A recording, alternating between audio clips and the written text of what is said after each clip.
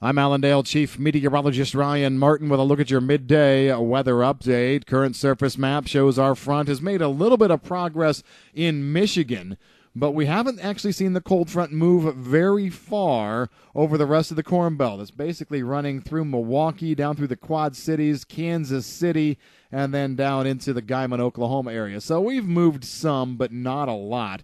We actually saw the precipitation ahead of the front move faster than the front itself this morning. We saw showers move across northern Indiana into northwest Ohio a little bit sooner than even I had thought we would see. What we've got now is a slow, gradual stringing out of the front. The low, the main body low, is still up at Hudson Bay. I think we have to watch the secondary low now that is in southern parts of Ontario as it moves toward New England.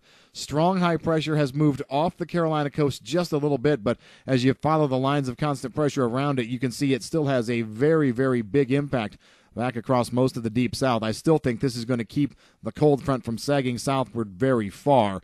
Precipitation went down to about the I-70 corridor earlier today and stopped in Indiana and back into parts of Missouri, but I am seeing a few signs, a few hints that it may want to sneak just a bit farther south initially. If that does, what that's going to do is it's going to shut the planning window a little bit farther south as well. Over the next week to 9 days, we've got precipitation that will be more often in here than not. I think we do have some drier windows that are going to try and pop up Wednesday into the first part of Thursday. Unfortunately, if we get the rains that we expect again later today and through tomorrow, which when you include what's fallen so far across parts of the Corn Belt, I think the overall first wave here is going to be 1/4 to 1 inch. When you put that into play, I don't think it matters whether we dry out on Wednesday or not. But the key takeaway on Wednesday will be sunshine. Do we hit 80 degrees over a large part of the Corn Belt on Wednesday? Do we see lots of sunshine? If we do, that may inject a lot more energy into these pulsating lows that kind of come out of the plains over the rest of the week, Thursday, Friday, Saturday, Sunday, and it might increase our chances for thunderstorms. So that's where the temperature game comes into play.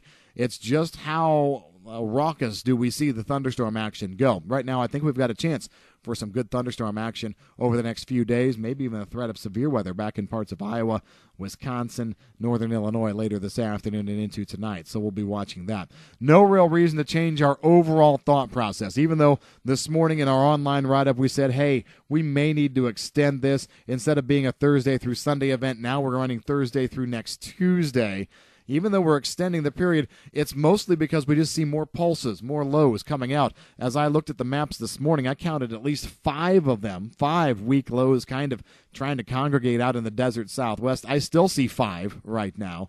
So those pulses are going to be coming out, but they don't really create a whole lot more moisture. So I think as we go from now right on through next to Tuesday, 1/2 to 2 inches of rain, and maybe locally higher amounts depending on thunderstorms and the severity of them. Now, after that, I do think we dry down a little bit from next Wednesday on through the end of the week. I think our next chance at precipitation will be around the 19th. You can make the argument for the 18th, depending on where you're at. 1/2 to 1 inch rainfall totals there. And then I still am in the camp where I think we see another dry window emerge after that system there, the 19th into the 20th. I think we could see that dry window go on toward the end of the month.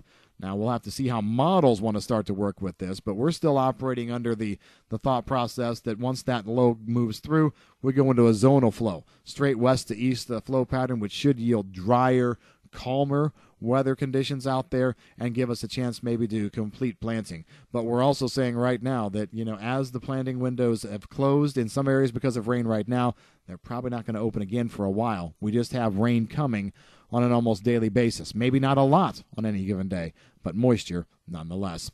That's the way your forecast is stacking up. If you've got any questions on the weather, give us a call at Allendale. I'm Chief Meteorologist Ryan Martin.